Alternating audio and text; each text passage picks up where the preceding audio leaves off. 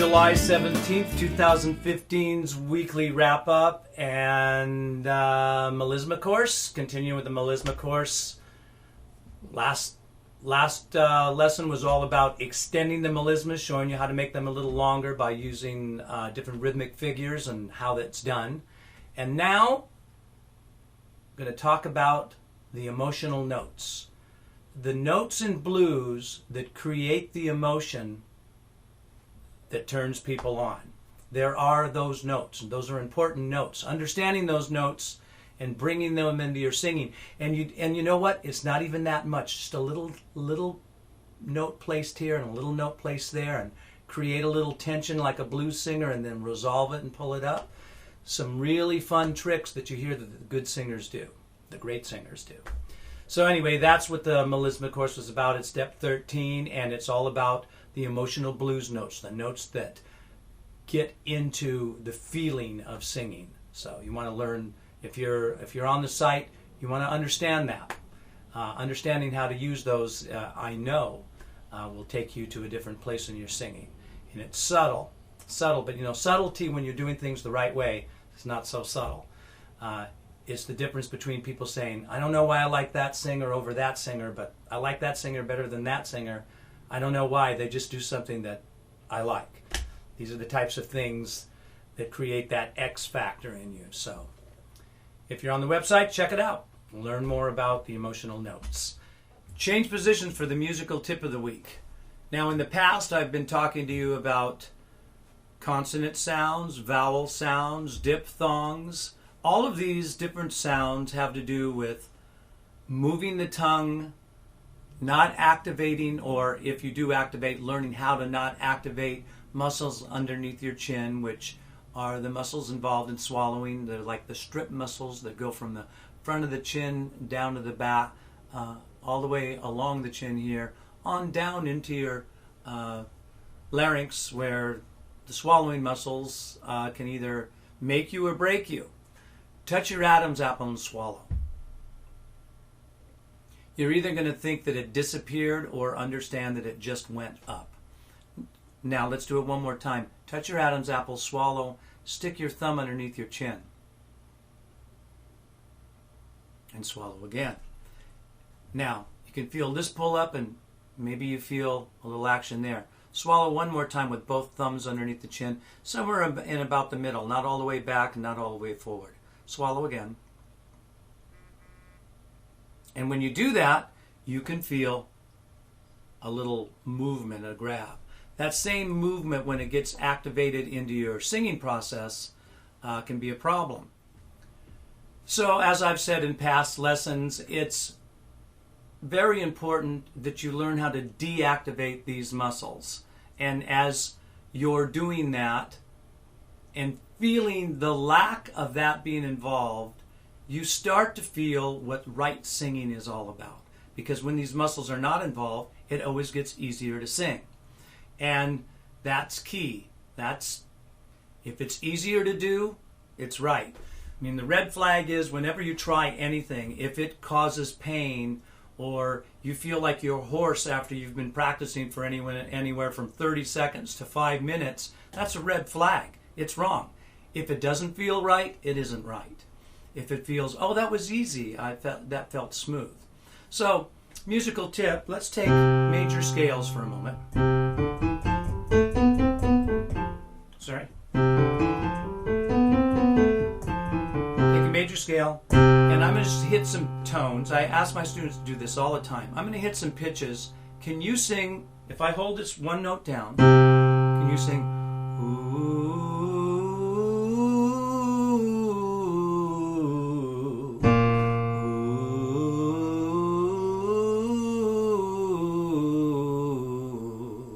What I would like you to do here is I'm going to play different pitches, and you do the same thing at home.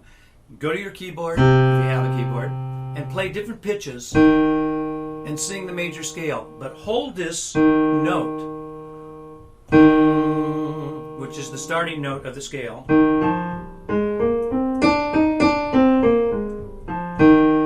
And can you hold a pitch, sing all the other notes in the scale, but listen to the sustaining tone that you're holding down and tune up to it so you can hear it harmonize.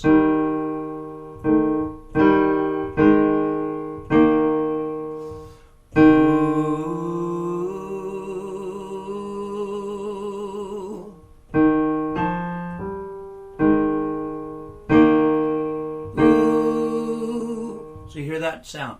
Ooh.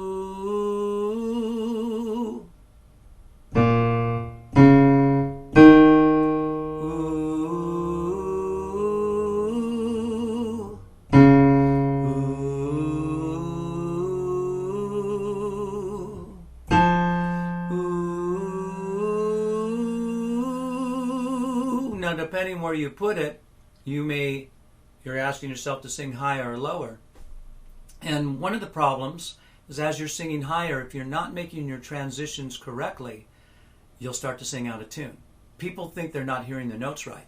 They're not singing in tune because they're not making the physical adjustments correctly. Ooh,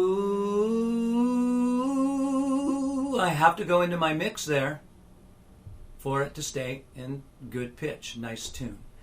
Now you can do this on a guitar just as easy. You can strum some major chords or even just hold down one note on the guitar the way I'm holding down one note on the keyboard, and see if you can tune up the major scale first, just the first 5 notes of the major scale, and keep it in tune. Then try the whole scale.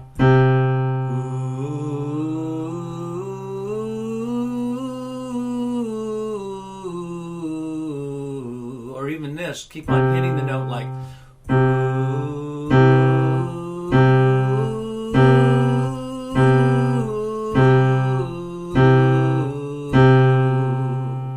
learning to pull yourself in and tune to the note on the instrument is vital. I could get into the real technical aspects of this, but here's what I want to explain to you. No instrument is perfectly in tune. They're all man-made. Keyboards are temper-tuned. If you know what that is or not, it means that they're not really in tune. They're in tune to each other. You know, tuning a piano is half art as well as science. There's a science to tuning the piano, but there's also an art to really hearing it and getting it to sort of harmonize from octave to octave as the piano tuner is tuning it up. And what that means is, if you took a strobe tuner and put every note perfectly in tune to that strobe tuner on the keyboard or on a piano and played it, it would sound horribly out of tune, because you sort of have to pull in the fifths and the fourths and the intervals to get them to sort of harmonize, to harmonize with each other. And this is the same thing that a singer has to do all the time, or a violinist, or anybody who's playing a musical instrument. You have to tune to what it is that you're hearing. And that's a misunderstanding for a lot of people. They think if you just learn the steps. Well, if you learn the steps and you have a keyboard that's in tune, yeah, you can get away with it as a piano player because the piano is in tune for you already. But if you're singing to that piano, or if you're playing another musical instrument to that piano, you have to conform to the tuning of the instrument. And they're all a little bit different. I know this sounds strange, but it's not exactly the same.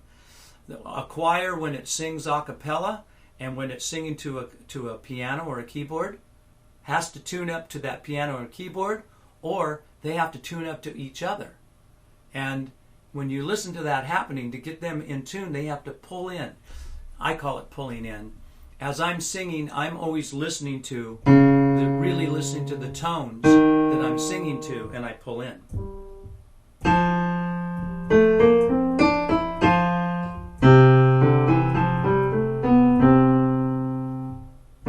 Musical tip of the week: take your chordal instrument, play single notes to chords, and really sing to them.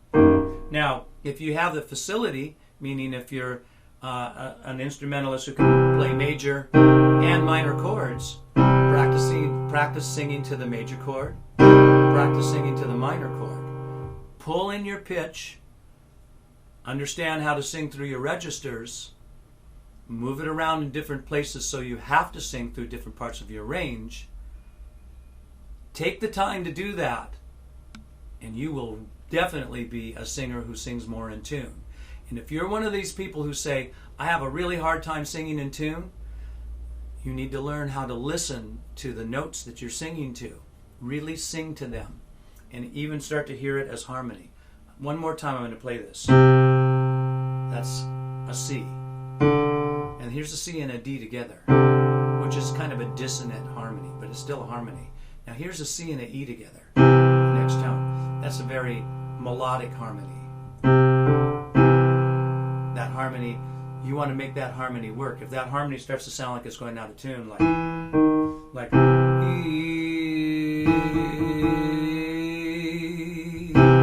have to learn how to pull in the sound. Hear the notes. Music is all about listening. Close your eyes. Lay down somewhere. Record some tones. Lie down somewhere.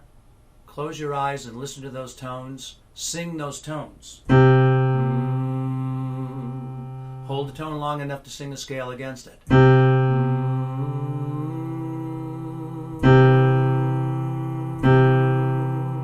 Hear how those notes start to make a harmony. That's how you learn how to sing in tune. Musical tip of the week.